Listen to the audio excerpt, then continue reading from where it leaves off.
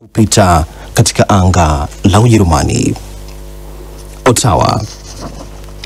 Waziri mkuu ajaye wa Canada Mark Carney amejibu vitisho vya kibiashara vya Marekani, akiapa kwamba atavishinda vita hivyo na kwamba yuko tayari kukabiliana na utawala mpya wa Marekani chini ya Donald Trump ambaye umepandisha ushuru kwa bidhaa za Canada.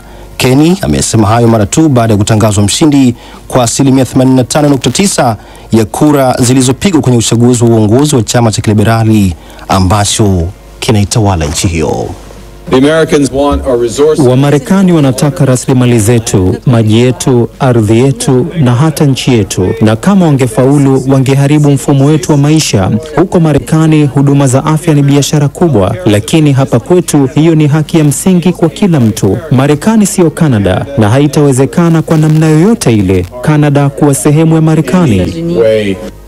McKinney ambaye ni gavana wa zamani wa benki kuu nchini humo anamrithi Justin Trudeau aliyetangaza kujiuzulu mwezi Januari baada ya kukaa madarakani kwa zaidi ya miaka 9. Katika hotuba yake ya kuaga, Justin Trudeau amesema Wakanda wanakabiliwa na changamoto kubwa kutoka kwenye nchi jirani ambayo ni Marekani.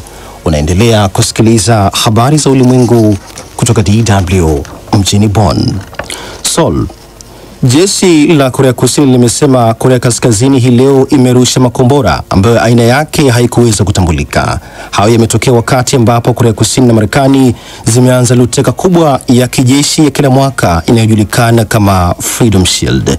Taarifa hiyo imeongeza kwamba makombora haya ya Korea Kaskazini yalianguka katika mji mmoja kwenye mkoa wa Hawaii uliopo katika upande wa magharibi mwa bahari ya Manjano. Wiki iliyopita Korea Kaskazini ilituhumu Marekani kwa uchokozi wa kisiasa na kijeshi baada ya meli ya Marekani iliyobeba vifaa vya kijeshi kufika katika mji wa bandari wa Busan wa Korea Kusini. Marekani hupeleka maelfu ya wanajeshi wake nchini Korea Kusini mara kwa mara kufanya mazoezi ya pamoja ya kijeshi ambayo wanaelezea kuwa ni ya kujihami. Na hatimaye Kinshasa.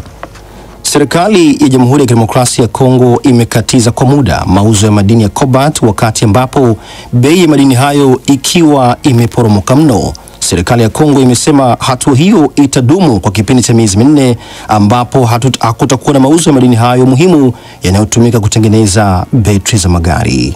Imesema hatua hiyo inalenga kuleta utulivu katika soko. Kwa mujibu wa utafiti wa jiolojia wa Marekani wa mwaka 2024, Kongo ilizalisha 76% ya cobalt duniani, lakini katika kipindi cha miaka 3 iliyopita bei ya madini hayo imeshuka kwa 75%, hicho kikiwa ni kiwango cha chini zaidi katika kipindi cha miaka 8. Mwisho wa habari za ulimwengu kutoka DW mjini Bonn. DW Dunia Yetu leo mchana. Karibu sana unayetufuatilia na msikilizaji wetu popote pale ulipo. Tunaingia kwenye safu hii ya uchambuzi wa kina wa ripoti zetu mbalimbali tulizokuandalia. Rais wa Ukraine Volodymyr Zelensky anaelekea nchini Saudi Arabia kukutana na mwanamfalme Mohammed bin Salman kabla mazungumzo ya kutafuta makubaliano ya usitishaji vita ambayo yatafanyika kati ya Kiev na Marekani. Na Israeli inatazamiwa kuwapeleka wajumbe wake mjini Doha leo Jumatatu kwa ajili ya duru mpya ya mazungumzo ya kurefusha usitishaji wa mapigano katika ukanda wa Gaza. Na tutakuarifu pia kuhusiana na hali huko Jamhuri ya Kidemokrasia ya Kongo ambako wapiganaji wa kundi la waasi la ADF wamekishambulia kijiji kimoja mashariki mwa Kongo na kusababisha mauaji ya watu 9. Tunaupokea ujumbe wako bila shaka moja kwa moja, ikiwa utauandika kwenye YouTube au utauandika kwenye Instagram, Facebook, kote tunachukua ujumbe wako, baadaye tutausoma. Lakini tunaanzia uchambuzi wetu na suala hili la mgogoro wa Ukraine. Rais wa Ukraine Volodymyr Zelensky anaelekea nchini Saudi Arabia kukutana na mwanamfalme Mohammed bin Salman kabla mazungumzo baina ya maafisa wa Kiev na Marekani yanayolenga kumaliza vita na Urusi katika wakati ambapo hali inazidi kuwa tete kwa Ukraine. Hayo yanajiri wakati Urusi inazidi kusonga mbele katika mkoa wa Kursk ulioshikiliwa na Ukraine mwezi Agosti. Mengi zaidi anaarifu Silvia Mwihozi. Rais Zelensky anatazamiwa kukutana na mwanamfalme wa Saudia Mohammed bin Salman, ambaye nchi yake imekuwa na jukumu kubwa katika juhudi za upatanishi tangu uvamizi wa Urusi mwaka 2022, ikiwa ni pamoja na kuratibu mabadilishano ya wafungwa na kuwa mwenyeji wa mazungumzo baina ya Urusi na Marekani mwezi uliopita.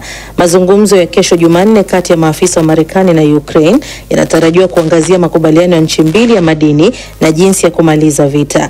Mazungumzo hayo ni ya kwanza rasmi tangu kulipotokea sokomoko la majibizano makali katika ikulu ya White House kati ya Zelensky na rais wa Marekani Donald Trump. Waziri wa mambo ya nje wa Marekani Marco Rubio alianza ziara ya Saudi Arabia jana Jumapili, wakati Rais Trump akiamua iwapo atabadili dhamira yake ya kusitisha misaada ya kijeshi na kijasusi dhidi ya Ukraine.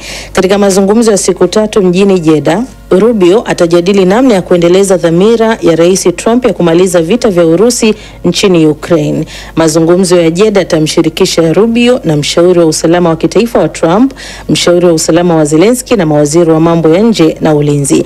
Marekani, ambayo zamani ilikuwa mshirika mkuu wa Ukraine, imebadili sera zake za kivita na sasa ikielekeza harakati zake katika kukomesha haraka mapigano, ikishirikiana moja kwa moja na Moscow, huku ikikata msaada wa kijeshi na kijasusi kwa Kiev. Rais Donald Trump amenukuliwa katika mahojiano ya Jumapili na kituo cha Fox News akipendekeza kwamba Ukraine haiwezi kusalimika katika vita vyake na Urusi. Katika mahojiano hayo, Trump aliulizwa kama yuko sawa na ukweli kwamba amesimamisha misaada kwa Kiev, na akasema kwamba kweli haiwezi kusalimika, lakini unajua tuna udhaifu fulani na Urusi. Unajua inahusisha pande mbili na vita haikupaswa kutokea na vimetokea. Kwa hivyo sasa tumekwama na swala hili. Hayo yakijiri, vikosi vya Urusi vimezidi kusonga mbele katika mkoa wa Kursk leo Jumatatu kama sehemu kubwa ya operesheni inayolenga kuwafurusha maelfu ya wanajeshi wa Ukraine katika eneo la magharibi mwa Urusi. Vikosi vya Ukraine vilikamata kiasi cha kilomita 1300 za mkoa wa Urusi wa Kursk mnamo mwezi Agosti, wakati Kiev ikisema hiyo ilikuwa ni jaribio la kuchanga karata zake itakayoitumia katika majadiliano ya baadaye na kuilazimisha Urusi kuondoa vikosi vyake mashariki mwa Ukraine. Lakini hadi kufikia katikati ya mwezi Februari, Urusi ilikuwa imerejesha kilomita karibu 800 za eneo hilo la Kursk. Na huyo alikuwa ni Silvia Mwehozi akituondoa katika mgogoro huo wa Ukraine. Na hivi sasa tutazame kinachojiri katika mgogoro wa Gaza. Israeli inatazamiwa kuwapeleka wajumbe wake mjini Doha, Qatar leo Jumatatu kwa ajili ya duru mpya mazungumzo ya kurefusha usitishaji wa mapigano katika ukanda wa Gaza. Na Israeli wakati huo huo imekata huduma za umeme katika ukanda wa Gaza ili kuongeza shinikizo kwa kundi la Hamas. Mengi zaidi anayotatu Karima. Huku kukiwa na mkwamo kuhusu awamu ya pili ya mazungumzo hayo ya amani kwa Gaza, Israeli imesitisha upelekaji wa misaada katika ukanda huo na jana Jumapili imetangaza kukatwa kwa usambazaji wa umeme katika eneo hilo. Akiagiza kuchukuliwa kwa hatua hiyo, waziri wa nishati wa Israel Eli Cohen amesema watatumia rasilimali zote walizonazo kuwarejesha nchini humo mateka wake na kuhakikisha kuwa Hamas haiko tena Gaza. Hatua hiyo inafanana na ya siku za mwanzo za vita wakati Israel ilipotangaza kuzingirwa kwa Gaza na kukatiza usambazaji wa umeme ambao ulirejeshwa tu katikati ya mwaka 2024. Baha Al-Heloi, mkazi wa Gaza mwenye umri wa miaka 47, amesema, tunalala bila umeme, tunafua nguo zetu kwa mikono, kupika kwa kuni na hakuna gesi ya kupikia. Sasa maisha yetu yanategemea kuni na mishumaa. Tumerejea nyuma kwa miaka 50 kwa kutumia mishumaa. Afisa mkuu wa Hamas Izzat al-Rishk amesema uamuzi huo wa Israel wa kukatiza huduma za umeme kwa Gaza baada ya kukatiza usambazaji wa chakula, dawa na maji ni hatua ya kuwashinikiza watu wa Gaza. Maelfu ya Palestina sasa wanaishi kwenye mahema kote katika ukanda huo ambapo viwango vya joto hufikia nyuzi joto 12 wakati usiku. Katika hatua nyingine, Hamas imeendelea kutoa wito wa mara kwa mara kwamba mazungumzo hayo ya amani yanayosimamiwa na Qatar, Misri na Marekani yajumuishe kubadilishana kikamilifu kwa wafungwa na mateka kujiondoa kabisa kwa Israel kutoka ukanda wa Gaza, usitishaji wa kudumu wa mapigano na kufunguliwa upya kwa vivuko vya mpakani. Msemaji wa Hamas Hazim Kasim ameliambia shirika la habari la AFP kwamba Hamas imewataka wapatanishi hao kuhakikisha Israel inazingatia makubaliano hayo na kuendelea na awamu ya pili kulingana na masharti yaliyokubaliwa. Taarifa ya Hamas imesema kuwa wawakilishi wake walikutana na wapatanishi wikendi iliyopita mjini Cairo. Mjumbe wa Marekani Adam Boehler, ambaye alifanya mazungumzo ya moja kwa moja kwa mara ya kwanza na Hamas katika siku za hivi karibuni, alisema jana kwamba makubaliano yanaweza kufikiwa ndani ya wiki kadhaa ili kuhakikisha kuachiliwa huru kwa mateka wote waliosalia. Kati ya mateka 251 waliochukuliwa wakati wa shambulio la Oktoba 7, 58 bado wanashikiliwa Gaza, ikiwa ni pamoja na 34 ambao jeshi la Israel limethibitisha kufariki dunia. DW tunavuma kwa kishindo.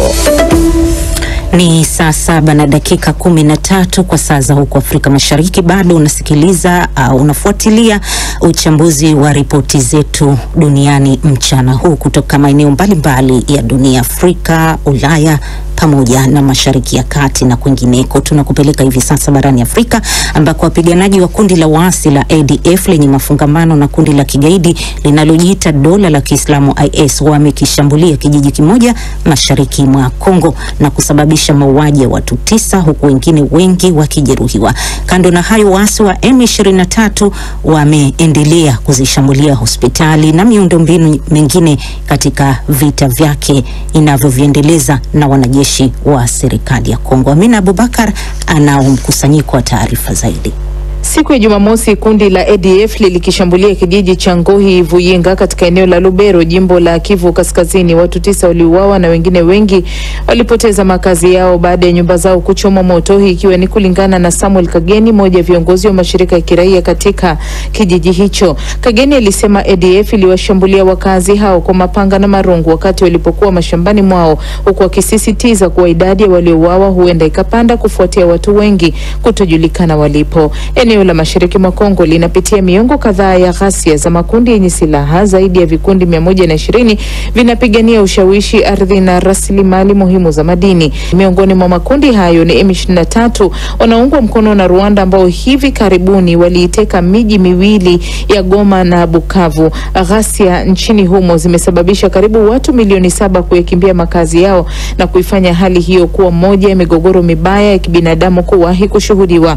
Wakazi wa kijiji cha Ngoyi Vuyinga wamesema mashambulizi ya waasi yanayoendelea katika sehemu mbalimbali za Kongo yanawapa wasiwasi wa usalama wao, huku wakiishutumu serikali kwa kutochukua hatua za kutosha kuwalinda kutokana na ghasia hizo. Huku hayo yakiarifiwa, shirika la Umoja wa Mataifa linaloratibu misaada ya kiutu OCHA limesema mashambulizi mengine yanayofanywa na waasi wa M23 yamelenga mahospitali na miundo mbinu ya raia mashariki mwa Kongo. Shirika hilo limesema kati ya Machi mosi na Machi 3 hospitali kadhaa zililengwa katika vita vya Kongo vinavyozidi kupamba moto, hali inayolazimisha baadhi ya hospitali na shule kufungwa. Hali inavyozidi kuwa mbaya, serikali ya Kongo nayo inaendelea kutoa lawama za moja kwa moja kwa jirani yake Rwanda, inayoamini na waunga mkono waasi wa M23 walioteka eneo lililo na utajiri mkubwa wa madini nchini Kongo. Hata hivyo, Rwanda imeendelea kukanusha hilo, ikisema nayo pia inakabiliwa na vitisho vya usalama kutoka kwa kundi la waasi wanaopigana nchini Kongo. Siku ya Jumapili, Wizara ya Mambo ya Nje ya Marekani ilisema iko tayari kuwa na makubaliano ya uchimbaji madini na Kongo baada ya seneta mmoja wa DRC kuwasiliana na Marekani kutaka makubaliano hayo yafanyike ili Kongo ipate makubaliano ya kiusalama kutoka kwa Marekani. Kongo ina utajiri mkubwa wa madini ya cobalt, lithium na urani.